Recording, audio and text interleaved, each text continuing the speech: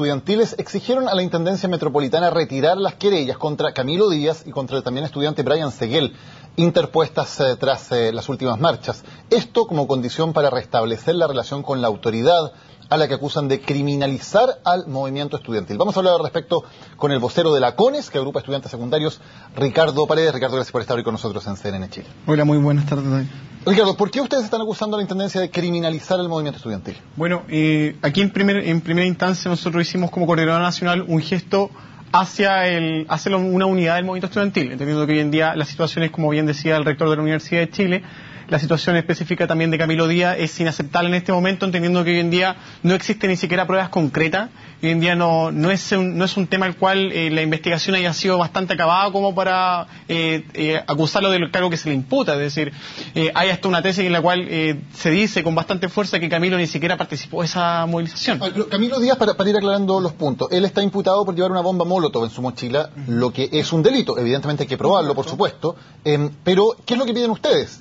Porque uno entiende que la Fiscalía efectivamente tiene que investigar, si tiene antecedentes, si se cometió el delito, y eventualmente habrá un juicio y se demostrará si él es culpable o inocente. ¿Qué es lo que piden ustedes? Bueno, mira, aquí principalmente lo que se tiene que dejar en claro es que hoy en día se tiene que cursar una investigación seria por parte del Ministerio Público. Si tampoco podemos nosotros estamos conscientes de que eso es un delito en flagrancia, el cual el delito de Carabineros, pero que hoy en día no nos conta realmente de si la investigación ha sido clara y transparente respecto a este tema en específico. Entonces, bajo esa lógica nosotros pediríamos más que nada una investigación seria de parte del Ministerio Público. ¿Pero ustedes tienen algún antecedente para decir que la investigación no es seria? O sea, hoy en día nosotros solamente tenemos pruebas desde Carabineros de Chile, lo cual hoy en día también apunta directamente a lo que ha pasado en situaciones anteriores respecto al movimiento estudiantil, que es una táctica conocida que nosotros no solamente la ha usado, no solamente la dictadura, sino también ha sido utilizada también en veces anteriores por la concertación, lo cual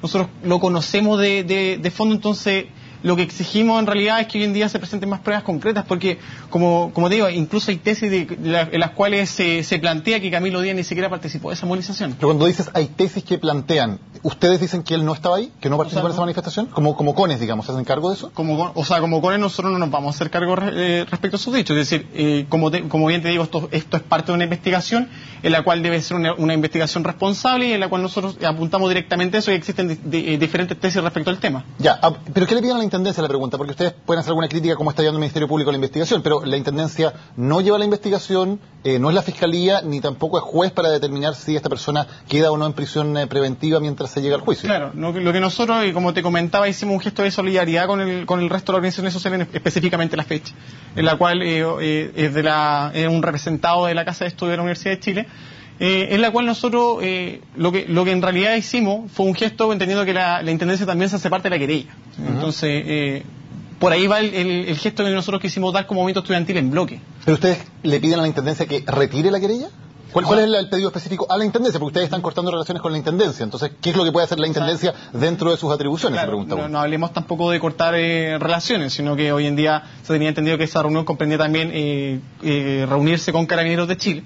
Entonces, fue más que nada el gesto que hizo desde la CONES. Es decir, si hoy en día las otras organizaciones estudiantiles tienen otras motivaciones, habrá que preguntárselo directamente a ellos. Pero nosotros hoy día quisimos hacer este gesto, entendiendo también que estaban los principales involucrados, que era Carabineros de Chile, y en el cual, por lo demás, nosotros hablar de quiebre con la Intendencia es totalmente irrisorio, porque entendemos que hoy en día la Intendencia no es con quien se debaten los temas programáticos, sino con eso el Ministerio de Educación. Ok, pero había una coordinación que funcionó para la primera marcha, en términos de que ustedes no solamente pedían autorización para la marcha, sino que además se coordinaban para intentar que, precisamente lo que les interesa a todos, que los hechos de violencia se redujeran al mínimo, y hubo una coordinación que se hizo entre los dirigentes estudiantiles, la Intendencia y Carabineros. Con la situación actual, en la siguiente marcha, que está convocada para la próxima semana, ¿no va a haber esa coordinación? Sí, esa coordinación tiene que irse, porque nosotros entendemos que va también siendo parte del proceso en el cual es una coordinación mutua entre el movimiento social y la Intendencia para lograr, como tú bien decías, que la violencia se reduzca al mínimo. Entonces, y para dejar claramente establecido esto, cuando la presidenta de la FECH dice textualmente, hemos decidido no asistir y no continuar con el vínculo con la Intendencia. Hemos visto interrumpida esta relación por la criminalización de los estudiantes movilizados. Eso que está diciendo la presidenta de la FECH, que habla de no continuar el vínculo con la Intendencia e interrumpir la relación, ¿no los representa a ustedes? O sea, como bien explicitamos, es decir, eso no es el sentir de la CONES, eso de hecho lo dice personalmente la presidenta de la FECH, y por lo tanto nosotros tenemos un camino independiente como organización estudiantil, eso hay que entenderlo. Okay. ¿Y tampoco están de acuerdo entonces con lo que dice la ACE, que también está en una línea similar a la de la FECH? O sea, nosotros creemos que aquí el diálogo es importante, y además hay que dejar algo bien en claro, que hoy en día la Intendencia no es con quien hay que salir a debatir, sino es con el Ministerio de Educación, que hoy en día está llevando adelante el debate programático y el debate que de verdad le tiene que interesar al movimiento social. Ok.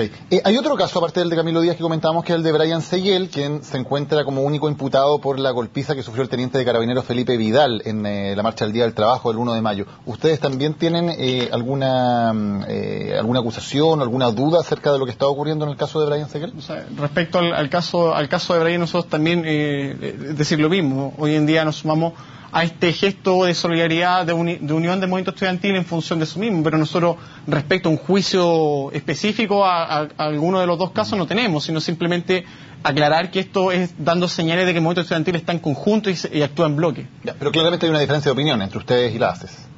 Respecto al tema de la vinculación con la Intendencia, ojo, eso hay que dejarlo súper en claro. Nosotros, como te digo, creemos que la coordinación es importante, pero por otro lado tampoco hay que darle tanta importancia al tema, entendiendo que la Intendencia hoy en día no es con quien hay que debatir, sino es con el Ministerio de Educación y, por supuesto, con los demás actores sociales para construir una reforma participativa. Claro, es que son dos cosas aparte, y ya vamos a hablar de inmediato del tema de la reforma que efectivamente se debate con el Ministerio de Educación. Pero la coordinación de la marcha de la próxima semana sí se hace con la Intendencia. Por eso la pregunta, ustedes están, por lo que entiendo, de acuerdo con vincularse con la Intendencia y con coordinar con ellos, pero dentro del movimiento, en cambio, la ACES y la FECH no estarían en esa posición. Esa es la situación actual.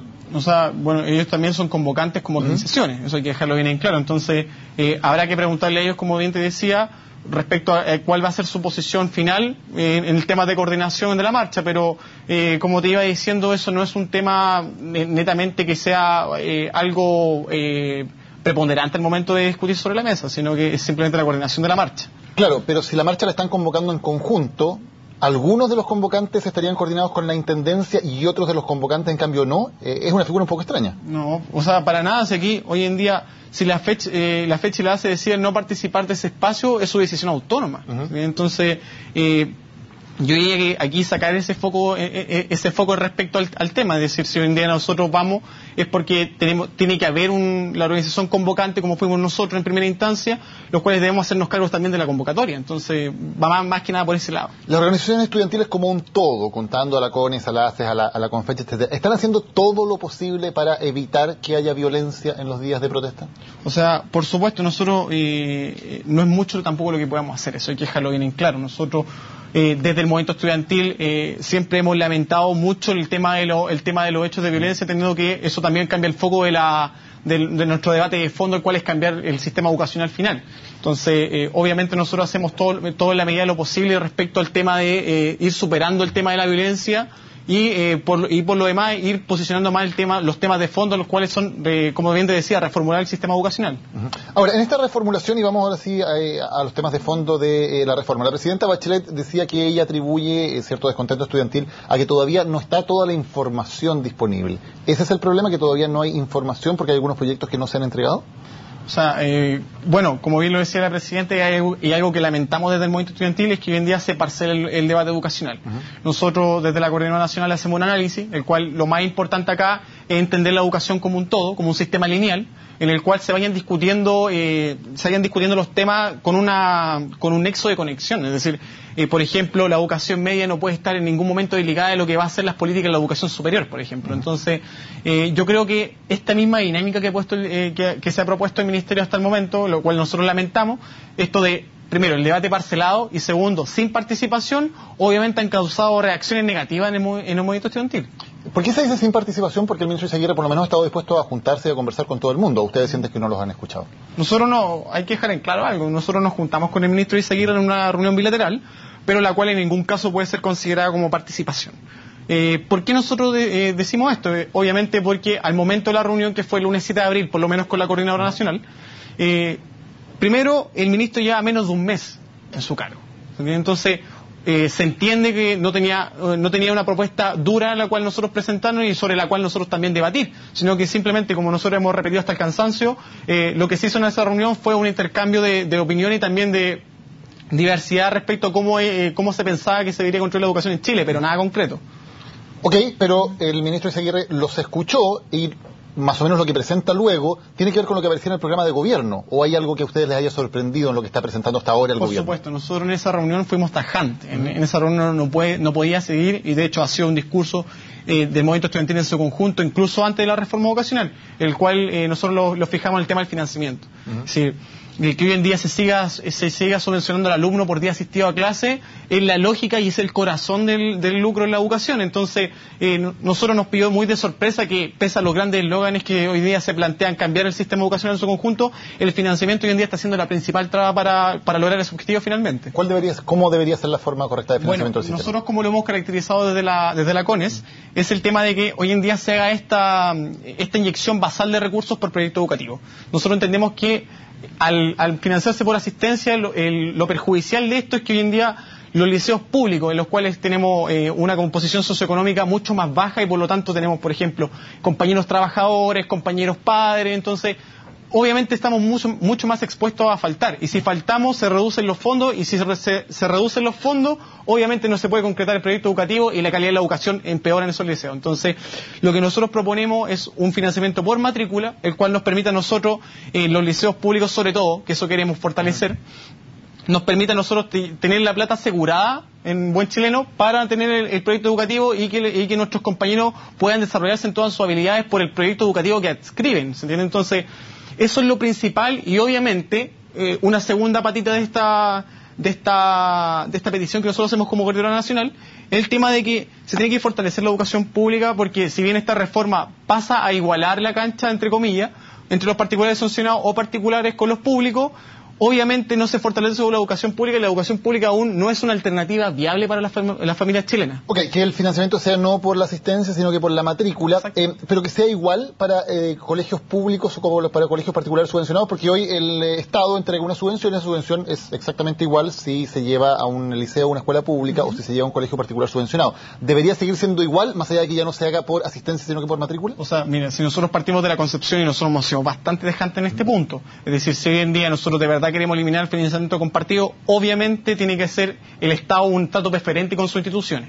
Eso es lo primero. Es decir, ¿qué significa trato preferente con sus instituciones? Que haya mucho más recursos y mucha más especialización hacia la educación pública, porque la entendemos como fundamental y la única que cumple un rol social definido dentro de nuestro país. Es decir, que es entregar las posibilidades y herramientas a los jóvenes de más escasos recursos y marginados por el sistema para finalmente salir adelante. Nosotros creemos que la educación subvencionada se tiene que ir eliminando de a poco, porque nosotros estamos en contra del copago y lo decimos abiertamente, y esto tiene que ir eliminándose gradualmente, hoy obviamente con menos subvención del Estado para esos colegios. ¿Y esa priorización debería significar, por lo tanto, que el Estado entregue menos recursos en este sistema de entrega por matrícula, que entregue menos recursos a los particulares subvencionados por cada alumno que tengan matriculado de lo que entregarían a los colegios públicos? O sea, nosotros lo que planteamos, es decir, si hoy en día realmente queremos hacer de la educación pública una alternativa real para las familias chilenas, en la cual haya buena infraestructura, en la cual haya buena alimentación, buena calidad de la educación, es totalmente necesario que se redistribuya el gasto público hacia un sector preferente de la educación pública. ¿Se debería permitir que los colegios particulares subvencionados sigan aumentando su matrícula y que sigan abriendo nuevos colegios? Para nada. Es decir, en eso estamos totalmente en contra, y de hecho eso va en directa contraposición con lo que nosotros planteamos, que es fortalecer la educación pública.